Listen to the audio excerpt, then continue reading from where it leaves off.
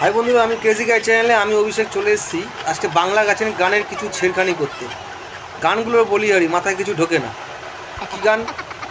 তোমাকে ছাড়া এই আকাশে ছাজে না, সহজে তো বাতাসে বাঁশি বাজে না। বলি ও ওরি, তুই নায়ক হয়ে নায়িকা নাকি আকাশ সাজে না? তাহলে আকাশে চন্দ্র তারা নক্ষত্র সূর্য এরা কি করতে আছে?